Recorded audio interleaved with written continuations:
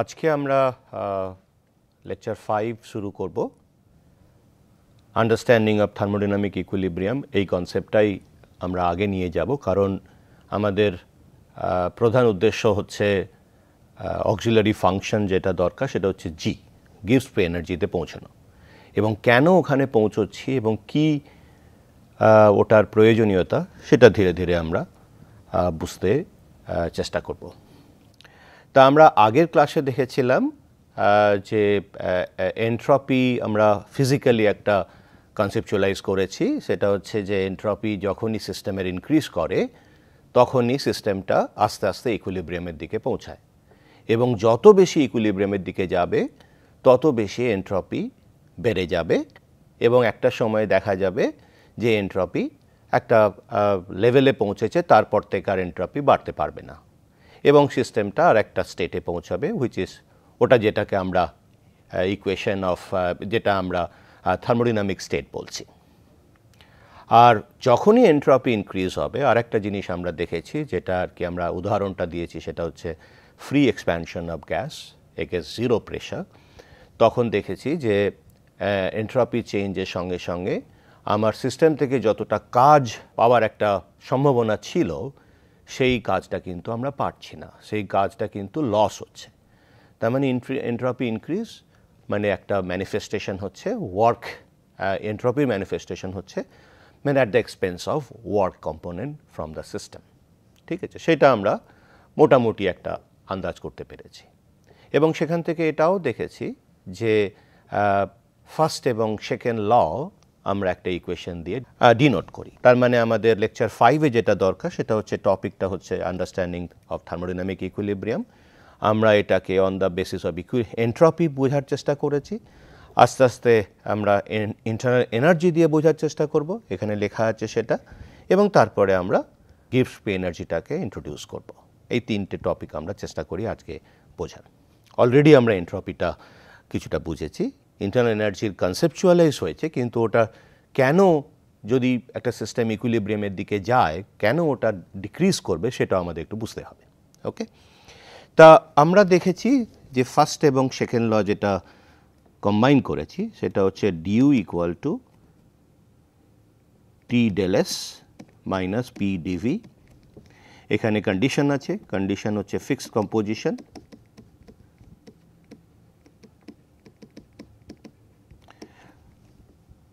তারপর হচ্ছে close system, আর একটা হচ্ছে শুধু মেকানিক্যাল কাজটাই আমরা দেখছি, মেকানিক্যাল ওয়ার্ক কম্পোনেন্টটাকেই আমরা ধরছি, তাই জন্য পিডিভি টার্মটাকেই রাখছি।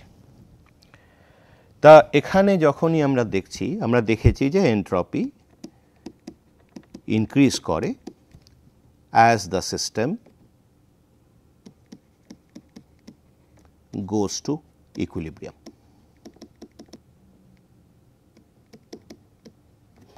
এবং সেখানে আর একটা ম্যাথমেটিক্যালি এটাকে বোঝানো যায়। আইসোলেটেড সিস্টেমে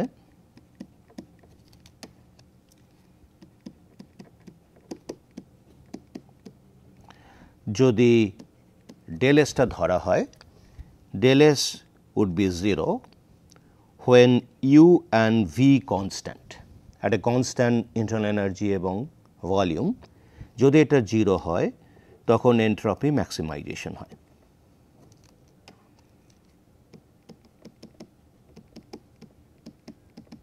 এন্ট্রপি ম্যাক্সিমাইজেশন হয়, এবং সেটা কিন্তু এই ইকুয়েশনটা থেকে বোঝা যাচ্ছে। ফাইন, এবং এন্ট্রপি যখন ম্যাক্সিমাম পৌঁছবে তখন ওটা ইকুইলিব্রিয়ামে পৌঁছবে। ওকে, তা আমরা সেটা আগেই দেখেছি যে যখন ফ্রি এক্সপ্যানশন অফ গ্যাস ধরছি তখন একটা স্টেট থেকে আরেকটা স্টেটে যাচ্ছে, হুইচ ইজ থার্মোডাইনামিক স্টেট, তখন কিন্তু এন্ট্রপি চেঞ্জটা আমাদের টোটাল ওয়ার্ক যেটা কম্পোনেন্ট ছিল সেটা কমপ্লিটলি এন্ট্রপিতে কনভার্ট হয়ে গেছে। তারপরে আর এন্ট্রপি চেঞ্জ হবে না, কারণ সিস্টেম অলরেডি ইকুইলিব্রিয়ামে পৌঁছে গেছে, আর একটা থার্মোডাইনামিক স্টেটে পৌঁছে গেছে। আর আমরা অলরেডি জেনেছি যে থার্মোডাইনামিক স্টেট সেটা কিছুই নয়, আরেকটা স্টেট অফ রেস্ট অথবা ইকুইলিব্রিয়াম। ফাইন, এবং এটাকে যদি আরেকটাভাবে আমি ধরি, সেটা হচ্ছে ধরা যাক আমি আপাতত এই ফিক্সড কম্পোজিশন থেকে একটু বেরিয়ে আসছি, সেটা যদি আমি ধরি A প্লাস বি দুটো কেমিক্যাল রিঅ্যাক্ট করে C প্লাস ডি হয়, ঠিক আছে, এবং সেটা যদি ক্লোজ সিস্টেমে থাকে, কনস্ট্যান্ট ভলিউমে থাকে, কনস্ট্যান্ট ইন্টারনাল এনার্জিতে থাকে, তাহলে আমি যদি এন্ট্রপিটাকে যদি প্লট করি, এই দিকে রয়েছে A প্লাস বি, এদিকে হচ্ছে C প্লাস ডি, তার মানে এটা রিঅ্যাকশন কোঅর্ডিনেট,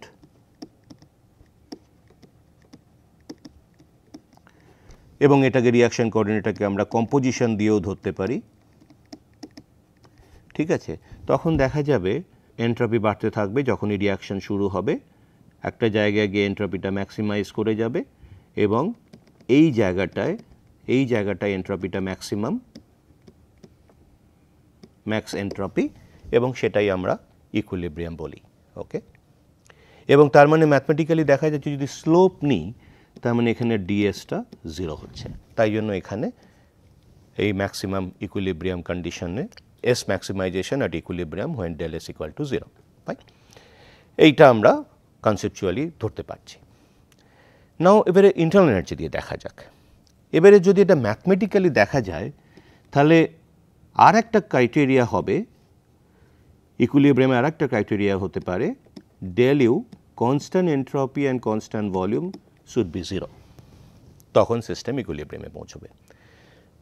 সেটা তো বোঝা যাচ্ছে যে ইকুইলিব্রিয়ামে কেন পৌঁছবে, ওখানেও স্লোপটা যদি internal energy change as a function of reaction as a function of reaction between A plus B living, মানে যেটা C প্লাস ডিকে দেবে, সেটা যদি ধরি সেখানেও কিন্তু দেখা যাবে একটা জায়গায় গিয়ে ডেল ইউটা 0 হচ্ছে কনস্ট্যান্ট এন্ট্রপি অ্যান্ড কনস্ট্যান্ট ভলিউমে, ঠিক আছে।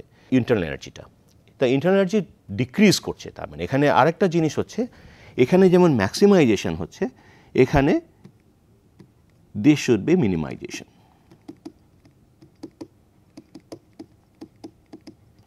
তা ম্যাক্সিমাইজেশনটা তো বোঝা যাচ্ছে এন্ট্রপি আমার ইনক্রিজ হচ্ছে কারণ আমি ওয়ার্ক কম্পোনেন্ট লস করছি, কিন্তু এই মিনিমাইজেশনটা বোঝার জন্য একটু আমাদের অন্যরকমভাবে ভাবতে হবে। সেটা দেখা যাক কী করে ভাবা যায়। আমরা যদি কোনো একটা সিস্টেম দেখি, একটা সিস্টেম, এটা একটা সিস্টেম, এই সিস্টেমটা যদি একটা কনস্ট্যান্ট টেম্পারেচার বাথে থাকে এবং সেখানে যদি আমি একটা certain amount of del Q amount of heat যদি আমি সারাউন্ডিং থেকে ভেতরে নিয়ে যাই, ঠিক আছে, এবং সেই সিস্টেম স্টেট 1 থেকে স্টেট 2তে চলে গেল, এই একটা চেঞ্জ হলো, একটা হিট ভেতরে এলো এবং সিস্টেম কিছু ওয়ার্ক করলো এবং করার পরে স্টেট 1 থেকে স্টেট 2তে চলে গেল, এবং সিস্টেম কিছু ওয়ার্কও করলো ডেল ডব্লিউ অ্যামাউন্ট, খুব স্মল অ্যামাউন্ট অফ হিট ভেতরে গেল, স্মল অ্যামাউন্ট অফ ওয়ার্কও ভেতর থেকে বাইরে এলো, মানে আমি সিস্টেমের ওয়ার্ক ধরছি, এবং সিস্টেমের ওয়ার্ক সবসময় পজিটিভ ধরা হয়, এবং হিট যখন সারাউন্ডিং থেকে সিস্টেমে যায় সেটাকে পজিটিভ ধরা হয়, এটা কনভেনশন। ওকে, এবং কনস্ট্যান্ট টেম্পারেচারে আছে, এবং সেই যে হিটটা যাচ্ছে সেই হিটটা একটা স্টেট চেঞ্জ করছে, স্টেট 1 টু স্টেট 2, এবং সেই স্টেট চেঞ্জ করার জন্য আমি একটা এন্ট্রপি চেঞ্জের একটা ইকুয়েশন আমরা বার করতে পারি। তা entropy change for the system state 1 to 2, সেটাকে আমি লিখতে পারি del Q R by T, যদি রিভার্সিবলি এই চেঞ্জটা হয়, এই স্টেট 1 টু স্টেট 2 হয়। কিন্তু যদি ইরিভার্সিবলি হয় তার মানে ডেল কিউ অ্যামাউন্টটা তখন ইরিভার্সিবল হিট এটা ভেতরে যাচ্ছে, তখন এই ইকুয়েশনটা চেঞ্জ হয়ে যায় Q by T del Q by T plus এই ডেল কিউ বাই টিটা ভেতরে যেহেতু হিটটা গেল সেইটা আমি টেম্পারেচার দিয়ে ডিভাইড করলে আমি একটা এন্ট্রপি টার্ম পাবো, এবং সিস্টেমের এন্ট্রপি স্টেট 1 টু স্টেট 2 সেটা কিন্তু ফিক্সড। আমি ওয়েদার আমি রিভার্সিবলি করছি আর রিভার্সিবলি করছি, ইট ডাজন্ট ম্যাটার। তার কারণ হচ্ছে এন্ট্রপি হচ্ছে স্টেট ফাংশন, এবং সেই স্টেট ফাংশন সবসময় ডিপেন্ড করবে ইনিশিয়াল অ্যান্ড ফাইনাল স্টেটের মধ্যে ডিফারেন্সটাকে, সেটা আমার পাথের ওপর ডিপেন্ড করবে না। ওয়েদার আমি ওটা যদি রিভার্সিবলি করি আর ইরিভার্সিবলি করি আমার পাথের ওপর ডিপেন্ড করবে না, ঠিক আছে। তার মানে আমি দেখতে পাচ্ছি যে ফাইনাল হিট যে কন্টেন্টটা হবে, ঠিক আছে, সেই ফাইনাল হিট কন্টেন্টটা কিন্তু সেম হতে হবে, তাই তো? না হলে আমি, কারণ টেম্পারেচার চেঞ্জ করছে না, তো ফাইনাল হিট কন্টেন্ট ভেতরে যেটা থাকবে সেটা তো সেম হতে হবে, না হলে তো ডেল এস সিস্টেম এইটা কনস্ট্যান্ট থাকতে পারবে না, ফিক্স থাকতে, নট কনস্ট্যান্ট, ফিক্স থাকতে পারবে না, কারণ আমি ওই চেঞ্জটা ফিক্স হবে যেহেতু স্টেট 1 টু স্টেট 2 যাচ্ছি। তার মানে যদি আমি ইরিভার্সিবলি কোনো একটা হিটকে ভেতরে নিয়ে আসি, তার মানে আমি সবসময় জানি সিস্টেমের মধ্যে একটা ইরিভার্সিবল এন্ট্রপিও জেনারেট করে এবং সেটা পজিটিভ হয়। তার মানে এইটা plus del S irreversible, IRR means del S irreversible, ওই এন্ট্রপিটা জেনারেট করছে ভেতরে সিস্টেমের মধ্যে। আমরা যদি ওই একই ফ্রি এক্সপ্যানশন না ধরে যদি প্রেশারটা অল্প কমিয়ে দিই, ফাইনাইট অ্যামাউন্ট কমিয়ে দিই সাডেনলি, তাহলেও কিন্তু এই ইকুয়েশনটা ভ্যালিড হবে। ওকে, এবারে যদি আমি এটাকে দেখি এবং ডেল কিউ আমি জানি ফ্রম দ্য ফার্স্ট ল, সেটা হচ্ছে del U equal to del Q minus del W. এইটা তো চেঞ্জ হবে না, এটা তো ফার্স্ট লয়ের ম্যাথমেটিক্যাল ফর্ম, ঠিক আছে। তার মানে আমি এটাকে লিখতে পারি dU plus del W by T plus del S irreversible. এইবারে আমি যদি ধরি তো dS system equal to this, তা আমরা যদি শুধু মেকানিক্যাল ওয়ার্ক ধরি,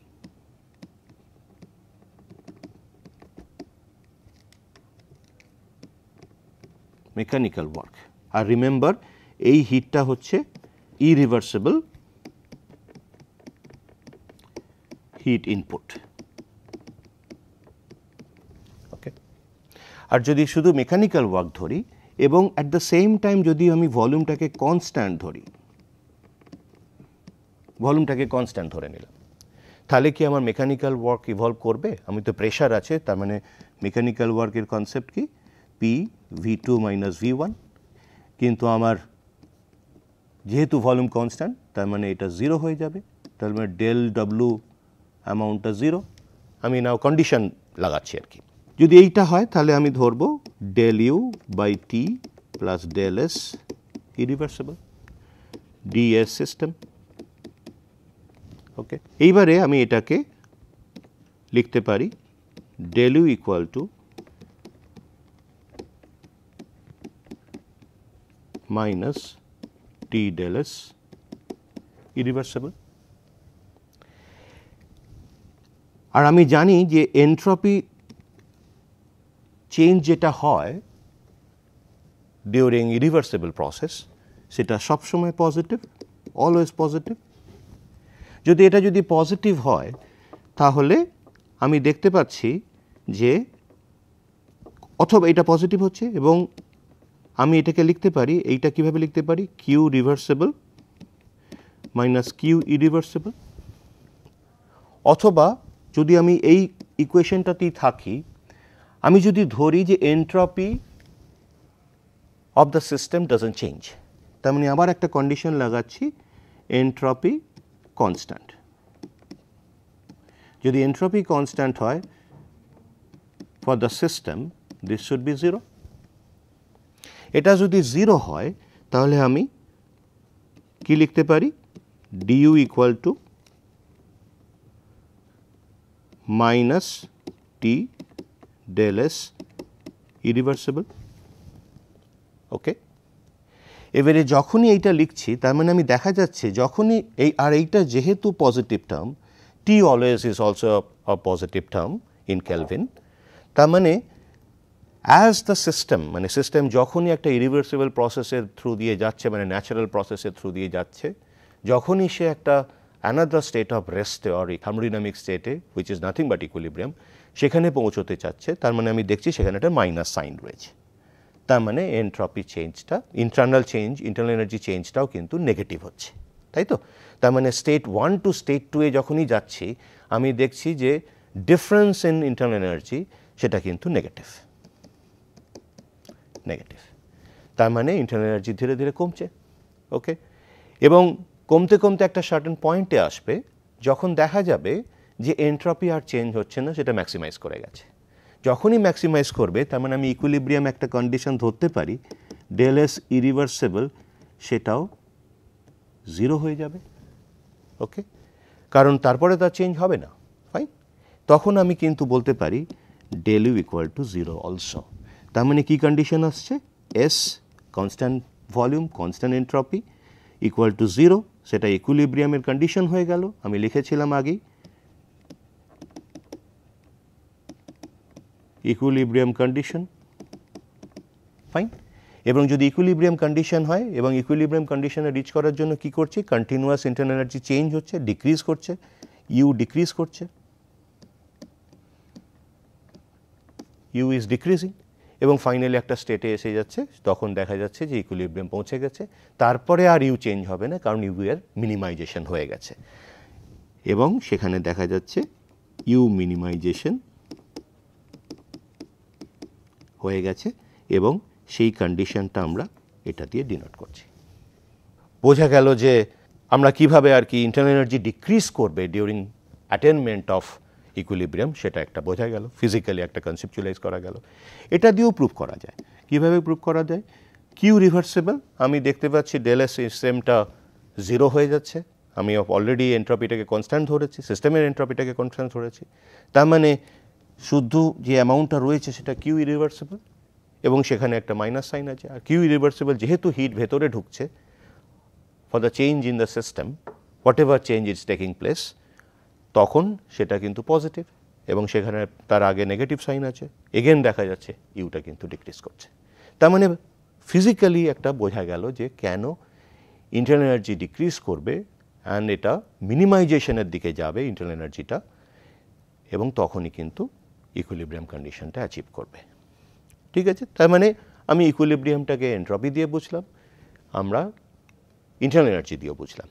এইবারে দেখা যাক আমাদের প্রবলেমটা কোথায়। আমরা তার মানে সিস্টেমটাকে তো বুঝতে পারছি, ইন্টারনাল এনার্জি দিয়ে এন্ট্রপি দিয়ে বুঝতে পারছি, ঠিক আছে, এবং সেই বোঝার জন্য আমরা কোন ইকুয়েশনটা নিচ্ছি? Del U equal to T del S minus P dV. এই ইকুয়েশনটাই আমাকে সিস্টেমটাকে বুঝতে সাহায্য করছে, এই ইকুয়েশনটা আমার বুঝতে সাহায্য করছে, এবং সেখানে সিস্টেমটাকে বুঝতে সাহায্য করছে। সিস্টেম আন্ডারস্ট্যান্ডিং, এটা পসিবল হচ্ছে, এবং সেই পসিবিলিটি জানার জন্য এস দিয়ে ধরতে পারি অথবা ইউ দিয়ে ধরতে পারি। আর যদি ইউ দিয়ে ধরি তাহলে সিস্টেমটাকে বোঝার জন্য আমার কোন কোন ইন্ডিপেন্ডেন্ট ভেরিয়েবল লাগছে। যদি আমি ইউ দিয়ে ধরি, try to understand the system, মানে ইন্টারনাল এনার্জি দিয়ে ধরি, তাহলে আমার লাগছে হচ্ছে function of 2 independent variables S and V. কিন্তু এখানেই সমস্যাটা শুরু হয়। একটা কোনো সিস্টেমের ভেরিয়েবল আমি জানলাম যে সেটা এন্ট্রপি এবং ভলিউম, এবারে দেখতে হবে প্র্যাকটিক্যালি আমার কাছে সিস্টেমটাকে বোঝার জন্য ওই দুটো ইন্ডিপেন্ডেন্ট ভেরিয়েবল কতটা কাজের। আমি তখনই দেখা যাচ্ছে সমস্যাটা শুরু। আমি কয়েকটা ইন্ডিপেন্ডেন্ট ভেরিয়েবল সাথে নিই, যেমন এন্ট্রপি, ভলিউম, প্রেশার, টেম্পারেচার, ওকে, এবং আর একটা জিনিস ধরা যায় এন। এনটা পরে আসবে, number of that mole of that species. যদি আমি সিঙ্গেল কম্পোনেন্ট ধরি কত মোল আছে, যদি মাল্টি কম্পোনেন্ট ধরি প্রত্যেকটারই কত, তখন যদি এটা মাল্টি কম্পোনেন্ট হয় তখন আই হয়ে যাবে, তার মানে N1, N2, N3, N4, তার মানে একটাই সিস্টেমে একটাই কম্পোনেন্ট আছে। N2 যদি ধরি তখন দেখা যাবে 1 আর 2 কম্পোনেন্ট থাকবে। এরকম করে কম্পোনেন্ট যদি বাড়িয়ে যাই তখনও কিন্তু সেটা আমি number of mole of those components এটা একটা ভেরিয়েবল নিতে পারি। ফাইন, তার মানে দেখা যায় কোনটা আমার measurement easy. Pressure, is it easy? Definitely it's very easy. তার কারণ হচ্ছে আমি একটা প্রেশার সেন্সর লাগিয়ে দিলাম, bulk pressure of a system. সিস্টেমের সাইজ কত, সিস্টেমটা কীরকম র্যান্ডমলি শেপড, ডাজন্ট ম্যাটার। আমি সিস্টেমে র্যান্ডম শেপ অথবা সাইজ সেটার ওপর কোনোভাবেই ডিপেন্ড করে না। আমি ওভারঅল সিস্টেমের প্রেশারটা আমি মেজার করতে পারি প্রেশার সেন্সর দিয়ে।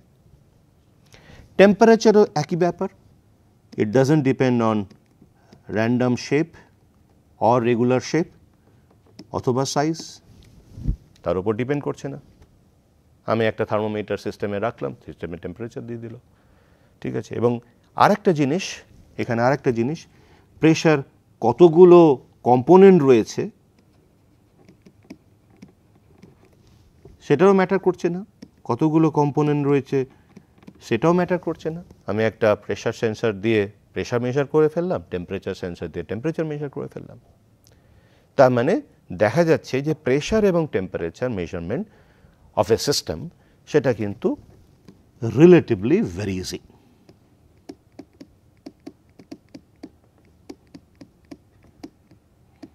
Very easy. দেখা যাক যে নাম্বার অফ মোলসটা মেজার করা কতটা ইজি। এটাও ফেয়ারলি ইজি। তার কারণ হচ্ছে আমি যদি জল নিই, শুধু সিঙ্গেল কম্পোনেন্ট নিই, তাহলে আমি তার ওয়েট দেখে, তার মাস দেখে আমি ক্যালকুলেট করতে পারবো কত মোল আছে, ঠিক আছে। আবার যদি দুটো আইডিয়াল গ্যাস নিই এবং দুটো আইডিয়াল গ্যাস নিলেও আমি তাদের মেজার করতে পারবো কতটা কম্পোনেন্ট অ্যামাউন্ট আছে। এটাও রিলেটিভলি ইজি।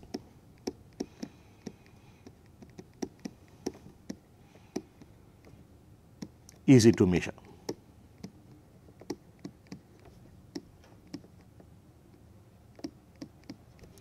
ওকে, আমরা শুধু মেজারমেন্ট দেখছি কিভাবে মেজার করা যেতে পারে।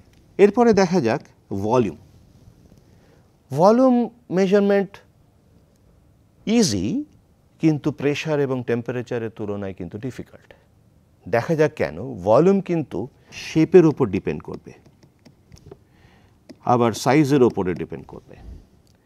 আমি একটা রেগুলার শেপ নিলাম, একটা স্পিয়ার নিলাম, আমি ডায়ামিটার মেজার করলাম, ভলিউম মেজারমেন্ট 4/3 পাই আর কিউ আমি মেজার করে নিলাম, খুবই ইজি, জিওমেট্রিক ফর্মুলা ইউজ করলাম। যদি এইটাই যদি এরকম একটা শেপ হয় তাহলে কিন্তু মেজারমেন্ট ডিফিকাল্ট, তখন আমাকে অনেক রকম কায়দা করতে হবে, ঠিক আছে। তার মানে ভলিউম মেজারমেন্টটা easy but relatively difficult compare to pressure and temperature. তার মানে আমি শুধু লিখতে পারি রিলেটিভলি difficult to measure. এবারে দেখা যাক এন্ট্রপিটা। এন্ট্রপি মেজারমেন্ট একটা সিস্টেমের, এটা কিন্তু ইজি নয়, এটা হচ্ছে ভেরি ভেরি ডিফিকাল্ট, খুবই ডিফিকাল্ট। তার মানে আমি দেখছি যে সিস্টেমটাকে ডিফাইন করার চেষ্টা করছি ইন্টারনাল এনার্জি দিয়ে, সেখানে দুটো ইন্ডিপেন্ডেন্ট ভেরিয়েবল লাগছে, সেটা হচ্ছে একটা হচ্ছে এন্ট্রপি, একটা হচ্ছে ভলিউম। ভলিউমটা যদিও বা আমি করতে পারছি কনসিডারিং রেগুলার সাইজ, কিন্তু এন্ট্রপিটাকে মেজার করা কিন্তু ডিফিকাল্ট। ওকে, যদি সেরকম একটা পরিস্থিতি দাঁড়ায়, আমি সবসময় দেখছি সিস্টেমটাকে ডিফাইন করতে গেলে আমাকে একটা ডিফিকাল্ট প্রসেসের মধ্যে দিয়ে যেতে হচ্ছে, তাহলে কিন্তু আমাদের স্ট্রাগল করতে হবে। তাই জন্য যেটা দরকার, এমন একটা ভেরিয়েবল দরকার যে ভেরিয়েবলটা কিন্তু, কিংবা যে ভেরিয়েবলটা দিয়ে আমরা সিস্টেমটাকে ডিফাইন করব, কিংবা ফাইনাল এম হচ্ছে ইকুইলিব্রিয়াম ডিফাইন করা, সেই ইকুইলিব্রিয়ামটাকে ডিফাইন করব, সেটা যেন সিম্পলিফাইড ইন্ডিপেন্ডেন্ট ভেরিয়েবল দিয়ে মেজার করতে পারি। তাই জন্য আমাদের অক্সিলারি ফাংশন নিয়ে আসতে হয়। সেই অক্সিলারি ফাংশনটা হচ্ছে জি, এটার নাম হচ্ছে গিভস ফ্রি এনার্জি। ওকে, এবং যখনই আমি গিভস ফ্রি এনার্জিটাকে নিচ্ছি, সেটাকে কিন্তু আমরা ডিফাইন করছি G equal to H minus TS দিয়ে। এখানে এইচটা হচ্ছে এনথালপি, আর টিটা definitely temperature in Kelvin, remember, and এসটা হচ্ছে এন্ট্রপি। কিন্তু এখনো পর্যন্ত এটা ইন্ডিপেন্ডেন্ট ভেরিয়েবল, এই যে এতগুলো রয়েছে সেখানের সঙ্গে কোনো রকম রিলেশন পাচ্ছি না, কিন্তু এটা অলরেডি ডিফাইন করা হয়ে গেছে। এবারে দেখা যাক কি করে এটার সঙ্গে রিলেট করে। ওকে, প্রথমে সে রিলেশনটাকে আনি, তারপরে আমরা আরও কিছু ডিসকাশনে যাব। এবারে আমি জানি এইচটা কি, এইচটা ইকুয়াল টু হচ্ছে ইউ প্লাস পিভি। তার মানে আমি লিখতে পারি G equal to U plus PV minus TS. Remember আমি এনটাকে এখনও আনিনি, কিন্তু এই ইকুয়েশনে এনটা আনিনি, তার মানে কি দাঁড়ালো, এটা হচ্ছে একটা ফিক্সড কম্পোজিশন, ঠিক আছে। এবং সেখানে আমি প্রথমেই ধরছি সিঙ্গেল কম্পোনেন্টই ধরা যাক, এখন অত কমপ্লিকেশনে যাওয়ার দরকার নেই, এবং ক্লোজ সিস্টেম, ফাইন। এই তিনটে কন্ডিশন কিন্তু আমরা ইম্পোজ করে রেখেছি। এবারে যদি এটাকে আমি ডিফারেন্সিয়াল মোডে লিখি,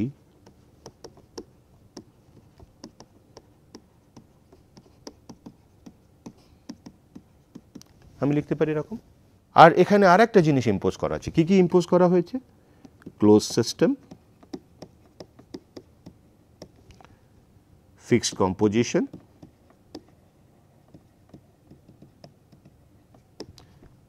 আর তারপরে হচ্ছে কিংবা আমি ধরতে পারি single component system, close system, আর হচ্ছে আর একটা ধরেছি, সেটা হচ্ছে মেকানিক্যাল ওয়ার্ক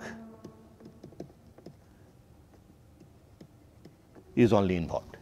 এবার যদি মেকানিক্যাল ওয়ার্ক যদি ইনভলভ করি, তার মানে আমি সবসময় ডিভি টার্মটাকে ধরছি। আমি এটাকে লিখতে পারি, এই দুটো কিভাবে লিখতে পারি? আমি জানি ফার্স্ট ল থেকে del U equal to del Q minus del W. আর যদি মেকানিক্যাল ওয়ার্ক ধরি, তার মানে আমি রাখতে পাচ্ছি del Q minus P dV. তার মানে দাঁড়াচ্ছে del U plus P dV equal to del Q. আর একটা কন্ডিশন আমি লাগিয়ে দিচ্ছি, সেটা হচ্ছে রিভার্সেবল, ঠিক আছে। যদি রিভার্সেবল হয়, এটা রিভার্সেবল করে দিলাম, ওকে। তার মানে আমি দাঁড়াচ্ছে হচ্ছে ইকুয়েশনটা, আমি তার মানে এইটা রিপ্লেস করে আমি ডেল কিউ রিভার্সেবল লিখতে পারি, প্লাস ভি ডিপি লিখতে পারি, minus T del S minus S dT. আর টি ডেল এসটা কি? T del S is nothing but del Q reversible. আমি লিখলাম del Q reversible plus V dP del Q reversible minus S dT. তার মানে দাঁড়াচ্ছে হচ্ছে এই দুটো টার্ম কেটে গেল, del G equal to V dP minus S dT. এই একটা ইকুয়েশন দাঁড়িয়ে গেল। এই জিটাও কিন্তু সিস্টেমের একটা ফাংশন, এটাও একটা স্টেট ফাংশন, এবং সেই স্টেট ফাংশনটা দিয়েও কিন্তু আমরা সিস্টেম ডিফাইন করতে পারি।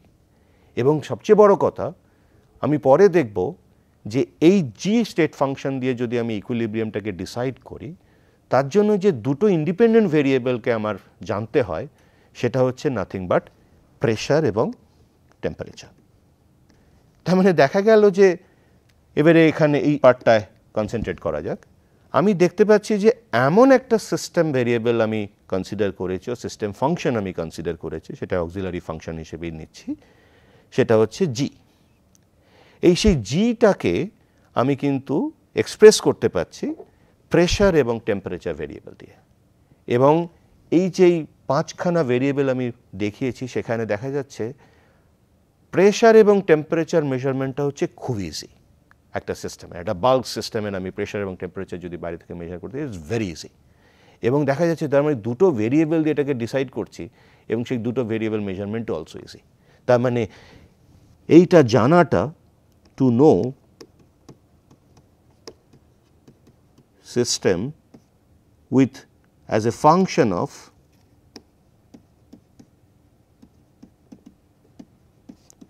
G, এটাও relatively easy।